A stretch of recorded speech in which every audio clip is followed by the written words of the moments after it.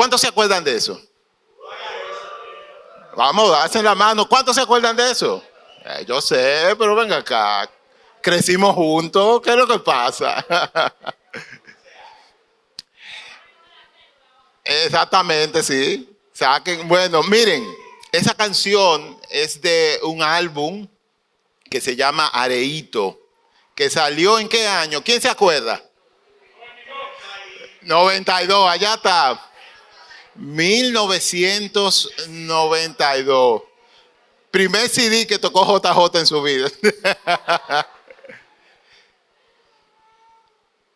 Y cuando yo estaba pensando, ¿verdad?, en esta serie que iniciamos hoy, me llegó mucho a la mente esta canción porque al leer los comentarios en YouTube me di cuenta de que la gente opina igual que yo. Dijo Heidis Durango 3469. Yo no le pedí permiso si alguien la conoce. Ella dice, dato curioso que todos saben. No importa en qué año la oigas, esta canción siempre coincidirá con la crisis económica y social. También dijo Ángela Maciel de los Santos, es increíble que en este 2023 esta canción cantada por un dominicano refleja lo que realmente está pasando en la República Dominicana actualmente. Se me aguan los ojos. Pero la verdad, lamentablemente es verdad. Y dijo el Pualc, se me salen las lágrimas escuchando esta canción hoy día 16 de julio de 2022. Una época con mucha más corrupción que cuando salió esta canción. Grande Juan Luis, de verdad que grande. Y Brad Petralia, tratando de hacer rima, dijo, y la gasolina subió otra vez y mi billetera está vacía otro mes. Emoji llorando. Parece que nada ha cambiado. Están gozando por allí. Sí. Parece que ese tocó muy internamente en el corazón. Señores, lamentablemente, nuestro mundo es un caos. Hay guerras, hay injusticias y peor que todo eso es que esta ha sido nuestra historia desde siempre. Mire ahí la prueba. Y lo único que ha cambiado es la capacidad aumentada que tienen los hombres de hacer más mal, de explotar a los demás, de sacarle beneficio, o sea, el rico, el que está arriba, de sacarle mayor beneficio al pobre. Y lamentablemente, eso hace que mucha gente pierda la esperanza. Porque han habido intentos, ¿no?, de cambiar el mundo. Ahí podemos recordar la Revolución Francesa de 1789, cuya base central era que todos los hombres son iguales. Ya hace más de 300 años. Y en la misma Francia todavía este año han habido muchísimas huelgas por ajuste de salario, por mejoramiento de condiciones de trabajo. Es como si siguiéramos en lo mismo y nada, absolutamente nada cambiara. Y yo le tengo una noticia. Nada va a cambiar. No importa quién gane las elecciones. Algunos sí, ¿verdad? Perdón, hermano. Algunos, ¿verdad? Pero el asunto es que a lo macro, todo lamentablemente va a seguir igual. Y es porque el problema, como dijo Jesús, está en el corazón de la gente. Pero nosotros, o sea, como humanidad, hemos tratado tantas veces de que las cosas cambien y nos hemos frustrado tantas veces en ver que las cosas no cambian, que hay mucha gente que ha perdido la esperanza. Nietzsche, ese gran filósofo, ¿verdad?, alemán, llegó inclusive hasta decir, mira, Dios ha muerto. Para decir, nosotros tenemos que pasar de esta creencia de que hay un ser sobrenatural que nos va a ayudar a arreglar las cosas y nosotros buscándola nosotros solos, porque parece que no. Y eso sencillamente es lo que mucha gente se pregunta. ¿O acaso usted nunca se ha preguntado cuando ve tantas cosas malas en este mundo, tanta muerte, tanta enfermedad? ¿Dónde está Dios? ¿Por qué no hace algo Dios?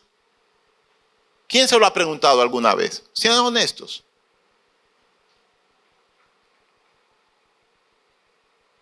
Voy a asumir que no son muy honestos. Pero el asunto es que la mayoría de las personas a veces no creen en Dios porque sencillamente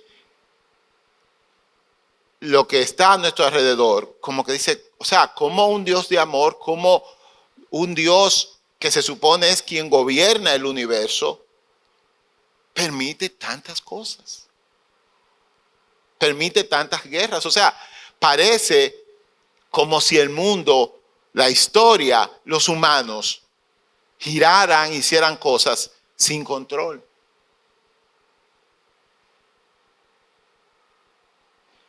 Pero precisamente Jesús viene en el libro de Apocalipsis y da un mensaje que yo entiendo que es el mensaje central del libro y es de lo que nosotros queremos compartir con ustedes a lo largo, ¿verdad?, de este mes. Son 4 series, 4 sermones acerca del libro de Apocalipsis. Jesús dice, no tengas miedo.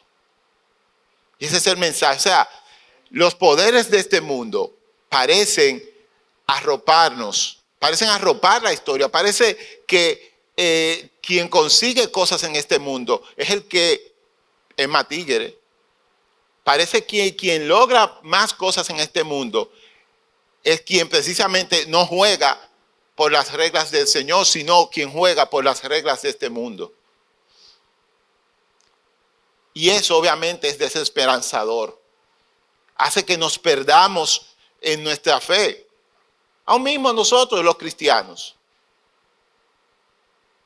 Pero el Señor viene, ¿verdad?, precisamente en el último libro de la Biblia. Y su mensaje es a Juan primeramente, a las 7 iglesias a las que va escrito el libro de Apocalipsis. Y a nosotros y a todos los cristianos en todas las épocas. El mensaje es, no temas. Pero no temas porque esa es de las cosas que vamos a descubrir. Ahí mismo Jesucristo dice, no temas porque yo soy el primero y el último. Es como si te estuviera diciendo, mira, yo estuve cuando inició todo y también estuve cuando finalizará todo. Y yo, Dios, no la incertidumbre, no la gente, no el diablo, yo, el Señor, tengo la última palabra en la historia. Y eso es de lo que se trata el libro de Apocalipsis. Pero, aunque ese es el mensaje central y ese va a ser, ¿verdad?, nuestro caso durante estos cuatro domingos, estos domingos que siguen, a partir de hoy. Aunque el mensaje central de Apocalipsis es de esperanza, de que no hay que temer, de que al final la historia terminará ganando el Señor y las personas que decidan confiar en Él, los cristianos. Cuando se habla del libro, es de lo que menos a veces uno siente. La gente usualmente piensa en Apocalipsis y piensa en ¿qué? En dragones, en monstruos, en bestias, en la bestia, específicamente en un falso profeta y en que te van a poner una marca que ha venido siendo desde la tarjeta de crédito hasta un chip que te van a poner y toda la cosa. Y lo que da es miedo. Especialmente la partecita esa del capítulo 13 que dice, nadie va a poder ni comprar ni vender. Todo el mundo, bueno. Y entonces, da miedo. Pero, como dice Héctor Hermosillo, sí, ese mismo, el músico, pero que también es autor y es pastor. Él dice, si tu lectura de Apocalipsis no te ha producido esperanza, es porque probablemente lo has estado leyendo mal. Y es así. El libro viene a dar esperanza. Y si hay algo que yo quiero que nos llevemos hoy, es que el libro básicamente dice, Jesucristo tiene la última palabra. Y por eso tú puedes estar tranquilo. Por eso tú puedes dormir sin preocupación. Porque el mundo no va a la deriva. La historia no es algo fortuito. Dios la escribió. Y Dios sabe cómo va a pasar todo. Y por eso Él te puede decir, confía en mí. Que todo al final va a salir bien. Pero ya adelantándonos más en el libro, yo quiero presentarle algunos datos sobre Apocalipsis. Y empezamos ahí, si quieren pueden leer conmigo en la pantalla. El autor del libro, ¿verdad?, se identifica como Juan. Es un discípulo de Jesús que fue desterrado a la isla prisión de Patmos por predicar el evangelio.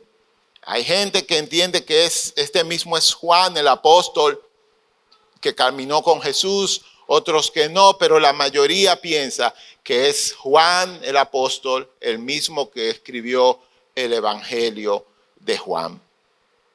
Juan había sido desterrado a la isla de Patmos porque es una isla que está, ¿verdad?, ahí en las costas entre Grecia y Turquía, lo que son, ¿verdad?, actualmente Grecia y Turquía, y es una isla muy, muy desolada, donde prácticamente no crece nada.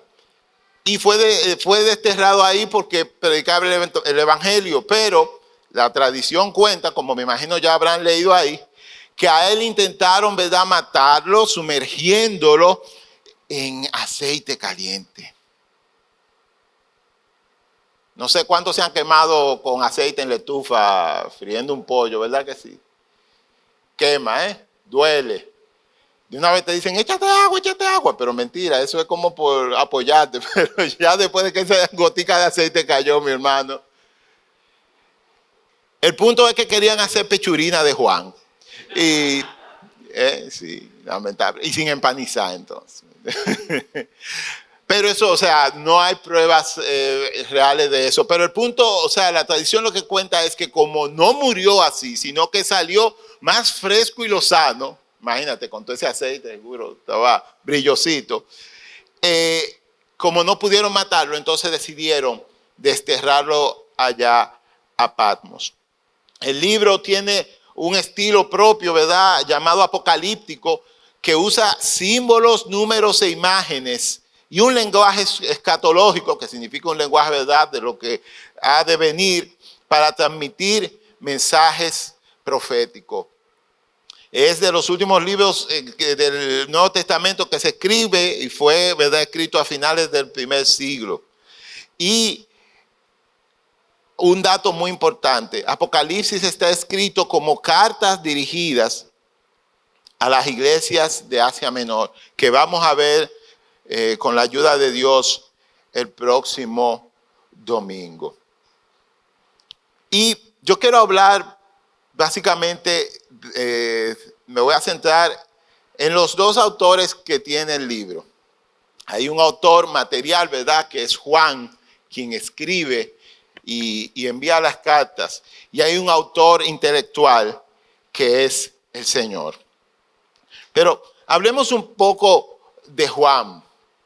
Como les dije, mucha gente piensa que es el mismo apóstol, el que escribió, ¿verdad?, el Evangelio de Juan, que quizás es uno de los más famosos, porque cuando una persona entra se convierte, ¿verdad? Y llega por primera vez a los pies del Señor, usualmente le dan el Evangelio de Juan, porque es el más sencillo de entender y es bien, ¿verdad?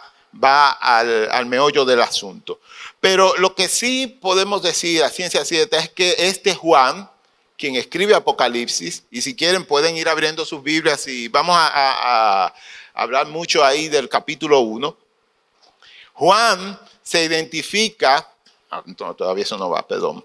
Juan se identifica como hermano y compañero en el sufrimiento, en el reino y en la paciente perseverancia a la que Jesús nos llama. Y dice que él ha sido exiliado en Patmos y da la razón de su exilio por predicar la palabra de Dios y por el testimonio de Jesús. Y vaya que sí habían tenido sufrimiento Juan y todos los hermanos cristianos del primer siglo, porque alrededor, ¿verdad?, del año 63, 64, Nerón, el gran emperador romano, desató quizás la más salvaje persecución contra cristianos. Fue tan terrible que Nerón, los cristianos que agarraban, los llevaba, y yo sé que todos ustedes han oído la historia, al Coliseo, y le soltaban leones, tigres, lo que sea que pudiera, ¿verdad?, hacer daño, para que se lo comieran vivo. Pero no solo eso. Nerón, cuando se cansó de eso, agarraba a los cristianos y los ponía, ¿verdad?, como torchas empalados y les echaba brea para encenderlos y para alumbrar la ciudad. Eso era lo que costaba ser cristiano. Y hay muchas historias de hermanos que inclusive antes de morir reafirmaban su fe en Jesucristo. De morir quemados vivos o de morir comidos por las bestias, devorados por las bestias. Y aunque Nerón, ¿verdad?, murió por ahí por el 69 después de Cristo, el emperador Domiciano, que era quien estaba en el poder cuando Juan escribía, miren ya lo que había hecho. Había agarrado los cabecillas de la iglesia, los mataba y los que no podía matar los mandaba al exilio y seguía la persecución de los cristianos. Pero Juan, aún habiendo sufrido persecución, aún sabiendo que sus hermanos y amigos, o sea, la iglesia, está sufriendo persecución, aún estando desterrado en un sitio inhóspito, mandado para allá a ver si se muere y salimos de él. Juan, contra todos los pronósticos, contra todo pensamiento lógico, Juan está celebrando. Y les invito a leer Apocalipsis 1, el versículo 10 en su primera parte. Juan dice, era el día del Señor y yo estaba adorando en el Espíritu. ¿Cuál es el día del Señor? El domingo. ¿Y hoy es? ¿Y nosotros qué estamos haciendo aquí? Alabando, celebrando al Señor. Obviamente que en circunstancias muy distintas, ¿no? O quién sabe cuándo fue el último empalamiento de un cristiano aquí. Hace mucho, gracias a Dios. Pero el asunto es que Juan, con todo eso que está pasando y con el pronóstico, como dirían los médicos, reservado, porque la verdad que la cosa se ve fea para el movimiento. O sea, Juan ha dado su vida por la iglesia, para que la iglesia crezca junto él con todos los demás apóstoles. Y ahora esa iglesia está siendo perseguida, está siendo exterminada. Es como que tú hayas puesto toda tu esperanza del futuro en tu carrera, en tu trabajo y todo, y lo único que eso te ha dejado es el destierro, el sufrimiento. tristeza. Pero aún en medio de todas estas circunstancias, aún preso, Juan no se olvida de su Señor. Yo no creo que había mucho calendario por ahí para tú saber, hoy es domingo, qué sé yo qué. Pero Juan mantiene presente que el día del Señor es un día especial. Es un día en que yo tengo que sacar tiempo para celebrar. Y la pregunta, ¿verdad?, que surge automáticamente es, ¿cómo puede Juan celebrar en tales circunstancias?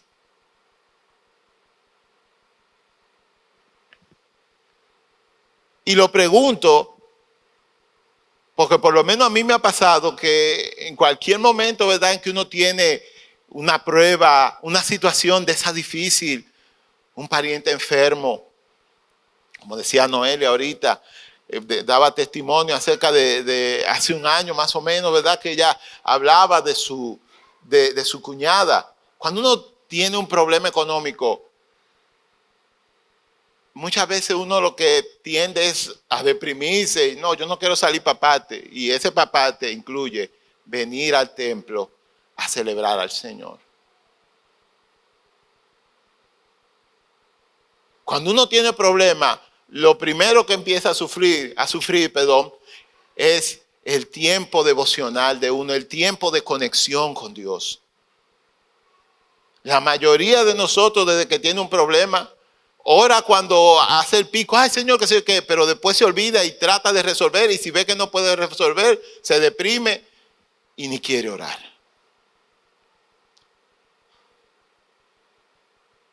¿Sí o no? Pero miremos a Juan. Juan está en circunstancias que me atrevo a decir que ninguno de nosotros hemos estado nunca. Y Juan aún así celebra. Entonces, ¿cómo es que puede Juan celebrar? Y lo primero que dice el mismo verso 10 es que Juan estaba ¿en qué? Léanlo, por favor. Juan estaba en el Espíritu. Y eso hace toda la diferencia. Porque como dijo Pablo, ¿verdad?, en la carta a los Corintios, en su segunda carta, si no más recuerdo, el capítulo 5, él dice que nosotros los cristianos andamos, ¿por qué? Por fe, no por vista. Si Juan se hubiera concentrado en todas las cosas que están pasando, en lo que sus ojos ven y en lo que su cerebro le estaba comunicando, de seguro que no hubiera estado celebrando. ¿Por qué? No hay razón. O sea, todo se está yendo allá. Todo se está cayendo a pedazos. Pero Juan sabe que lo que él ve no es realmente lo que es. Él tiene fe en uno que es más grande que la circunstancia, en uno que es más grande que los problemas. Por eso Juan puede celebrar, aún en medio de circunstancias tan extremas, aún en medio de tanto problema. ¿Cómo nos comportamos nosotros cuando estamos en medio de la prueba?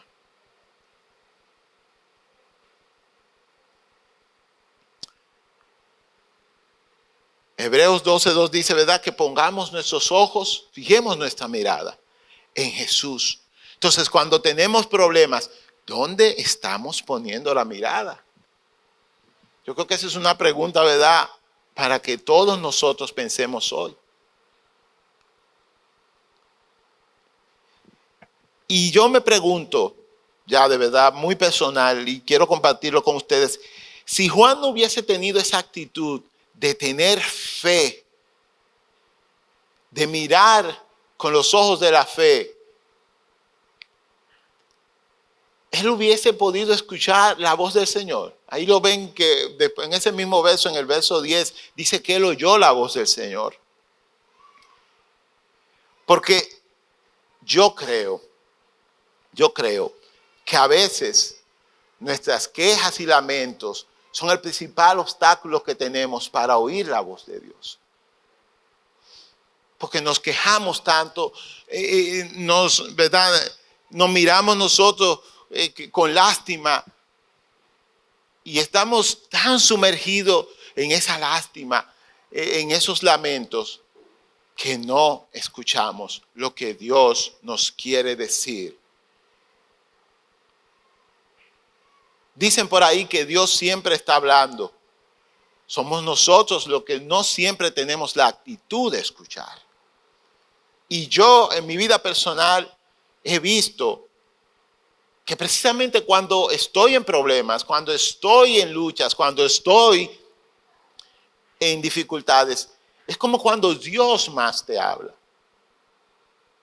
Si tú quieres escuchar. Y ojo, no es que está mal quejarse, no es que está mal llorar. Y si no me creen, lean los Salmos. Cuánta queja, ¿eh? De hecho, hay un libro en la Biblia que se llama ¿cómo? Lamentaciones. Uno se puede quejar, uno puede llorar, es normal. El punto es no quedarse ahí.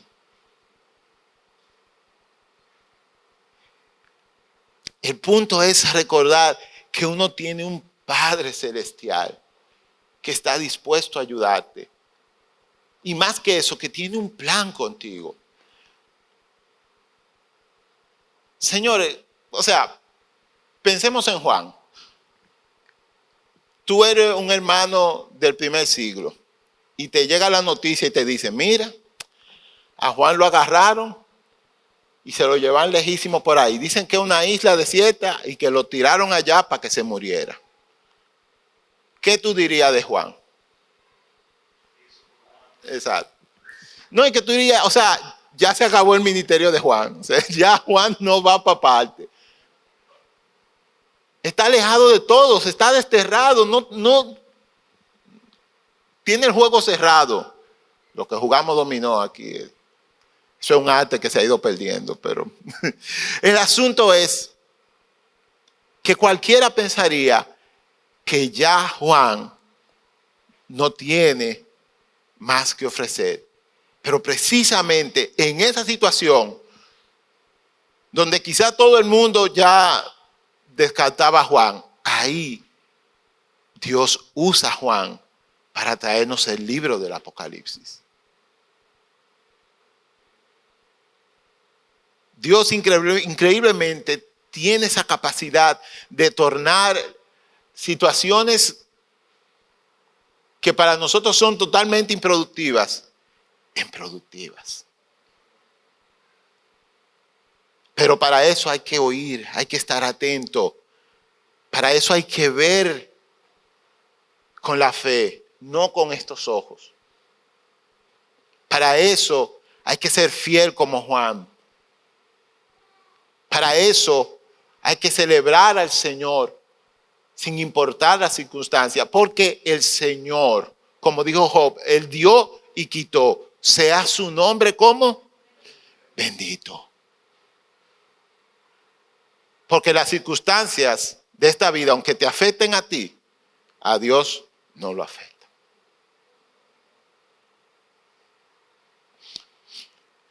Y ya un último punto sobre Juan, porque de verdad que se me está acabando el tiempo. Dice ahí el capítulo 1 también, y no puse muchas citas porque quiero que ustedes vayan leyendo conmigo. Dice el capítulo 1 que Juan cae como muerto ante la increíble visión de Jesús. Él dice, yo oí una voz y me volteé a mirar y describe un hombre que tiene la mirada, los ojos como de fuego, los cabellos blancos, su voz, dicen una que es como trompeta, después como muchas aguas, como un trueno. Es una visión terrorífica. Y Juan, al ver a Jesús, en, en gloria. Quizás no es Jesús que andaba con él en las playas de Judea.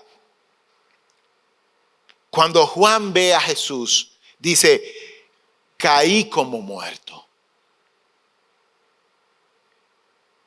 Y eso a mí me hizo pensar mucho, porque lamentablemente ahora hay mucha gente y muchas congregaciones que la gente cae, que vienen y le ponen la mano y cae para atrás, o que lo soplan así y cae en el bando de gente. De hecho, el otro día alguien me mandó un video con un tipo como con un saco, una cosa. Y lo que me pregunto es, Juan cayó al ver al Señor. Pero ¿por qué caen ahora la gente que está cayendo? ¿Caen por moda? ¿Caen por likes? ¿Caen de verdad porque sintieron la presencia del Señor? Algo que me llama también la atención es que cuando Juan cayó y el Señor viene y lo levanta y le dice, no temas, Juan se levantó con una misión. Dice el versículo 19 del capítulo 1, escribe lo que has visto, tanto las cosas que suceden ahora como las que van a suceder. Si uno cae, debe ser para cuando uno se levante tener una misión. Por lo menos eso es lo que pasó con Juan.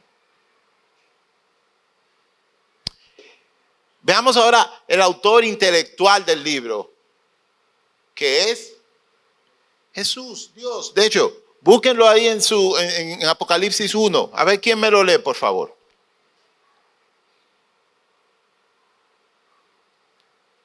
Apocalipsis 1, a la 1. No, esas son las descripciones del Señor, pero ahí en la Biblia nadie tiene Biblia. Bueno, parece. Amén. Jesucristo da una revelación de Él mismo. Y dice, esta es una revelación de Jesucristo, la cual Dios le dio para mostrar a sus siervos los acontecimientos que deben suceder pronto. ¿Y para qué es esta revelación? El versículo 17 lo dice. La revelación es para que no tengamos miedo. Y el Señor hace hincapié, ¿verdad?, sobre su preeminencia, sobre el tiempo, la historia y la muerte. Y miren cómo se describe el Señor, como leíamos hace unos momentos. Dice, yo soy el alfa y la omega, el principio y el fin.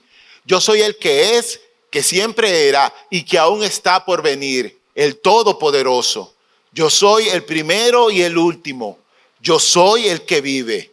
Estuve muerto, pero mira, ahora estoy vivo por siempre y para siempre. Tengo en mi poder las llaves de la muerte y de la tumba. Jesús hace todas esas descripciones de sí mismo en el capítulo 1, como para que no nos quede claro. O sea, señores, quien está hablando es una persona con poder. Con un poder tal que puede decir, yo tengo en mis manos las llaves de la muerte, y la versión del 60, que yo sé que le gusta mucho a ustedes, y dice, y del Hades, de la tumba. ¿Tú crees que las cosas acaban cuando uno se muere? Sorpresa, no. Yo puedo ir allá, donde ninguno de ustedes pueden ir, y tengo autoridad sobre esas cosas. Yo soy el primero y soy el último. Y otra imagen impactante que Jesucristo se habla de, o se da a sí mismo, que ve Juan, está en los versículos 12, 13, ¿verdad?, y 16 del capítulo 1, donde el Señor Jesús aparece en medio de su iglesia. Y para mí, Eso es de importancia capital. Porque significa que aunque Jesús no está visiblemente, Él está en medio de su iglesia. Él está aquí, mi hermano.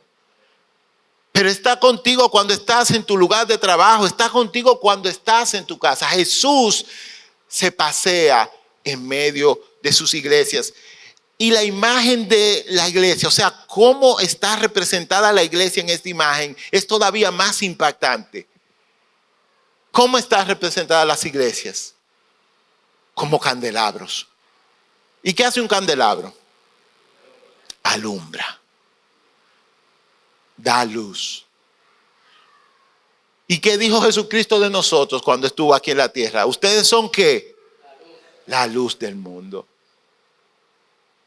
Para Jesucristo, su iglesia es la luz del mundo.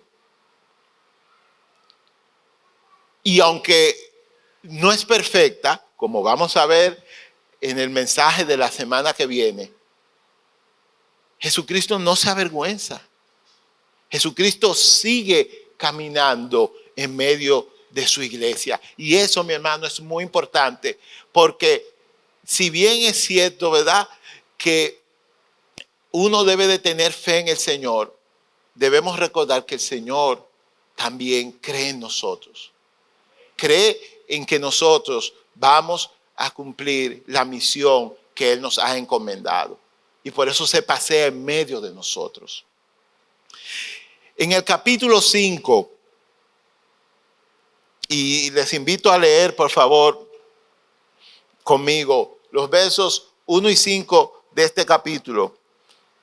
Juan oye, y eso viene, ¿verdad?, después del capítulo 4, que hay una adoración en el cielo, que es un capítulo bellísimo, pero lamentablemente por el tiempo no vamos a poder entrar ahí.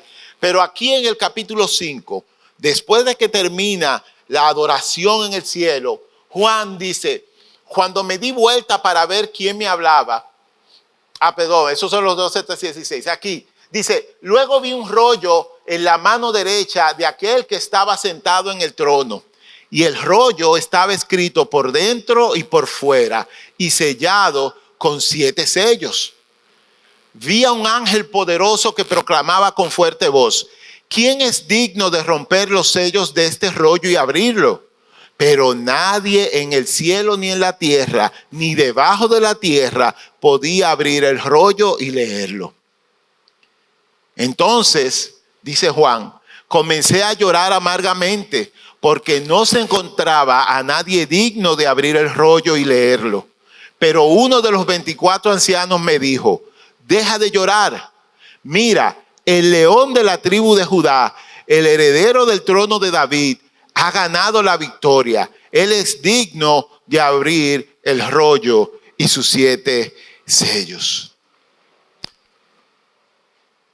¿Cómo se describe? Obviamente están hablando de Jesús y lo describen como el león de la tribu de Judá.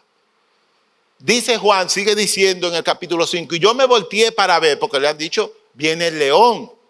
Y Juan ve esto.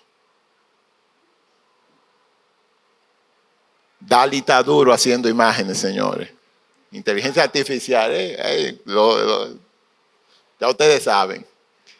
Pero volviendo al tema, Juan le dice: el león de la tribu de Judá es digno de abrir el rollo. Y cuando Juan se voltea para ver, un cordero, y no cualquier cordero, el cordero parece que ha sido sacrificado. Mira que está como medio degollado ahí en el cuello. Y uno como que se queda, pero están hablando de un león y lo que aparece es un cordero. Y esto es muy, muy, muy importante, porque reafirma lo que el Señor Jesús viene diciendo desde los tiempos que Él estuvo aquí en la tierra. En Lucas 22, ¿verdad? Ustedes se acuerdan cuando los discípulos preguntaban que quién era el mayor, Jesús les dijo que en el reino de los cielos, aquí, ¿verdad? Los hombres grandes que están en el gobierno mandan y requieren pleitesía, y esos son los que nosotros vemos como mayores, los más fuertes, los más ricos, los más inteligentes, los más talentosos. Pero en el reino de Dios, lo que se considera como un león, como lo más fuerte, lo más grande, es quien ha venido a servir. Y eso es súper importante tenerlo en cuenta para todo en la vida. Especialmente, ¿verdad?, en la vida del reino. El servicio está en el centro de la vida cristiana. Debería estar. Y lo que nosotros pensamos como grande, como fuerte, como hermoso, no necesariamente es así en el reino de los cielos. Y esta es la historia del león que se convirtió en cordero. De como dice Pablo en Filipenses, que el Señor, ¿verdad?, estando a la par con Dios, había decidido reducirse y hacerse como uno de nosotros por amor. Y es muy importante este concepto a través del libro de Apocalipsis, porque muchas veces nosotros vamos a ver cosas que son imágenes y que si la queremos entender con nuestra propia percepción, ¿verdad? Porque el capítulo 5 es el mejor ejemplo de lo que acabamos de ver. Si te dicen el león, tú esperas que salga Aslan, ¿verdad? Y con toda su belleza y con toda su melena. Y lo que ha venido es el cordero.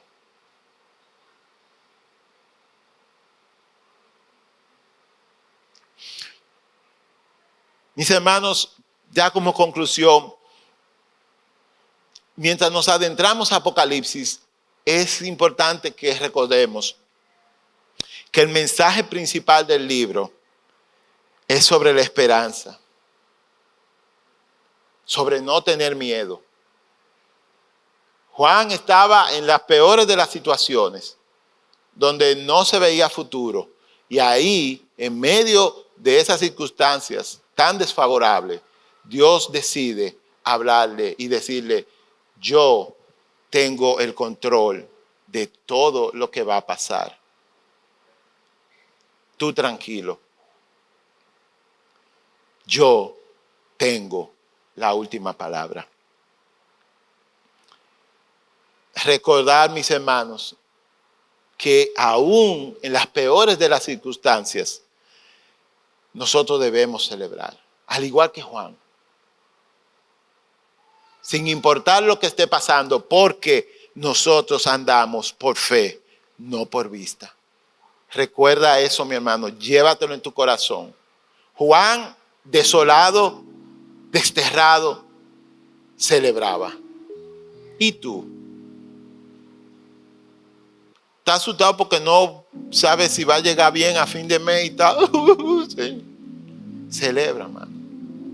Dios tiene la última palabra. Y no te estoy diciendo que va a aparecer dinero de la nada. A lo mejor va a tener que sobregirar una tarjeta.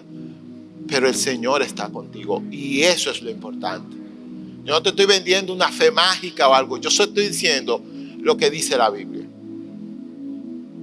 Aunque ande en valle de sombra de muerte, no temeré. ¿Por qué? Porque tú estás conmigo.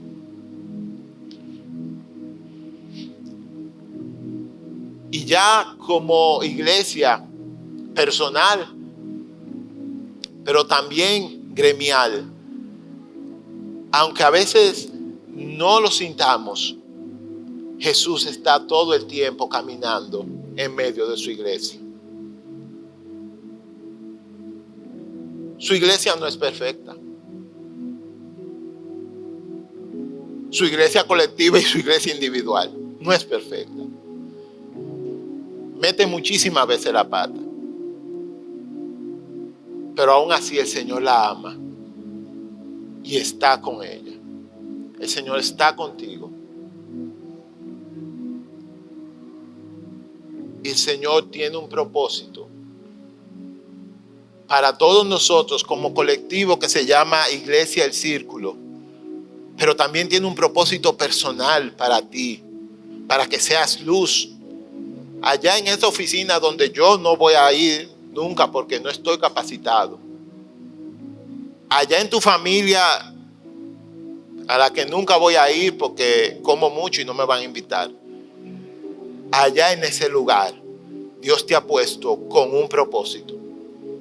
Y ese propósito es que seas luz, que alumbres. Porque Él, como dice y cierra, ¿verdad?, el Apocalipsis, Él viene pronto. ¿Por qué no oramos? Señor, muchas gracias porque en ti tenemos esperanza.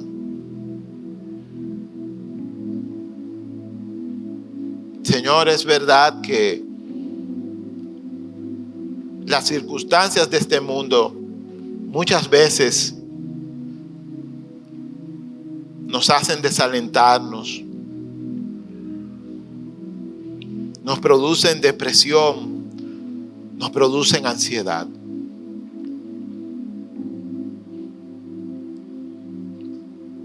Padre, muchas veces hemos llorado, nos hemos quejado y muchas veces hemos sentido miedo.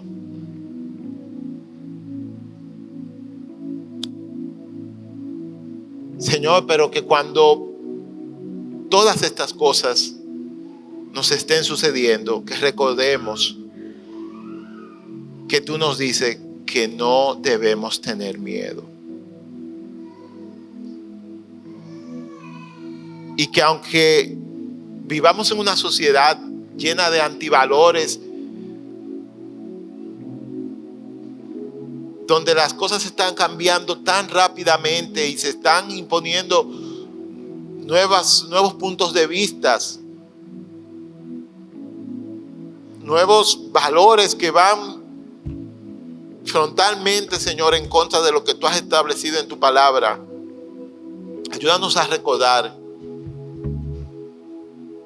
como cantamos aquí, que la historia es tu historia y que tú tienes la última palabra.